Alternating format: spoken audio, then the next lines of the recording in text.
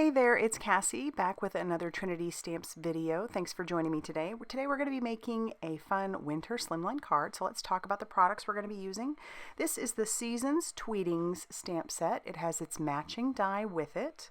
We're also going to be using the Happy Snowman die, but we're not going to be making a snowman. I wanted the not so perfectly shaped circles for the card I'm going to be making, and you'll see where that comes in, but it was perfect for it.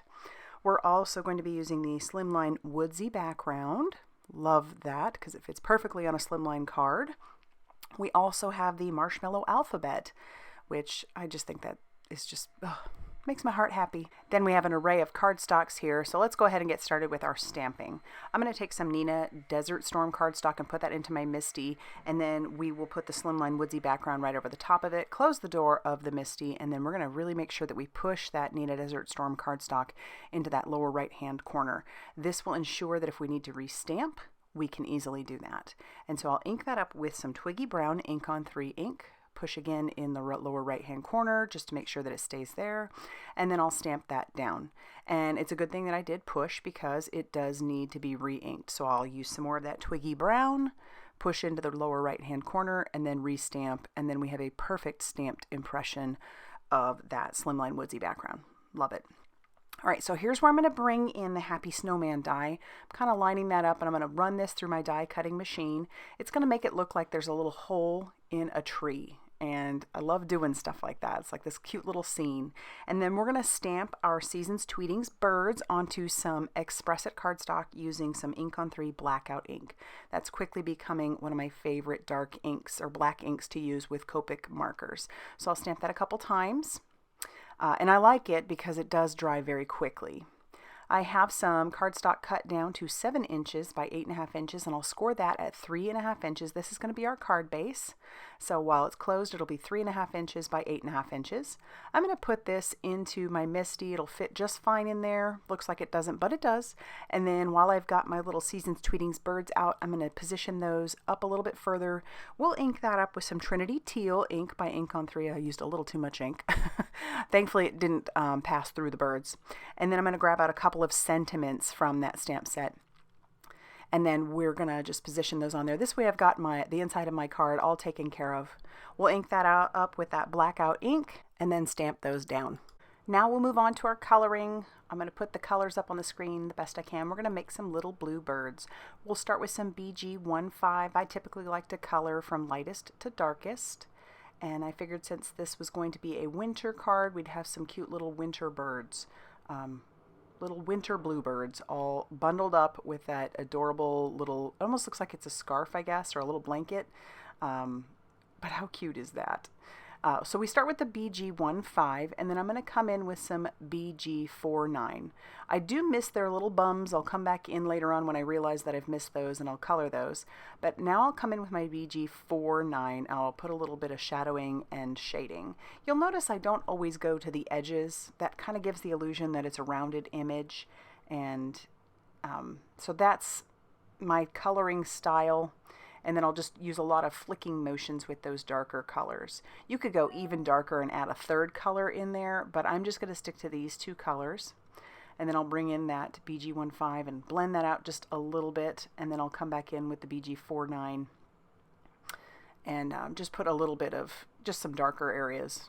You know, not real drastic or dramatic, but they're there, and I think those little birds are just too cute. After we're done with that, we're going to move on to their beaks and their feet. So we have YR2, 3, and their little feet are nice and tiny, so I'm just using the tip very, very carefully. And then I'll come in with some YR2, 7, just to add a little bit of shading there. I am going to bring in another color here in a bit for their beaks, and you'll see that, but it's going to be using some painting. All right, for our red little scarf, we are using R29, and you'll notice with this one that I'm not going all the way to the edges of things. If you are unfamiliar with using Copic markers, or if you're fairly new to it, I will just tell you that the reds bleed very, very easily. I'm not sure why they do, but when I am going to layer things up and I have tiny little areas, I usually leave a lot of white space because it just they bleed so quickly and they'll go outside of the lines very, very easily. I'm not sure why, but they just do. And having worked with these for so many years, I've just learned these little tricks. All right, so then I'm going to come in with my next darker color, which is the RV69. And I'm just adding just some little areas where I think there might be, where I'd bunch up a little bit, so that it adds those dark shadows there. And then when we get between the little toes, I will start pushing all the way to the edge. You'll notice it does bleed a little bit. And then I'm going to fix the rest of that with that R29. I'll bring that back in, and then I'll fix all those areas where there's a little bit of white. I just didn't want to put all that color down to start, because I knew that if it got oversaturated, it would bleed all the way into their feet too much, and I just did not want that look. So we're just fixing that now, fixing all those edges, making sure there's no white space there, and I'm using the very, very tip of my marker for this. All right, so then we're gonna, at this point I realize I missed their little bums, and so I'll color those in using the darker of the blue greens that I had chosen.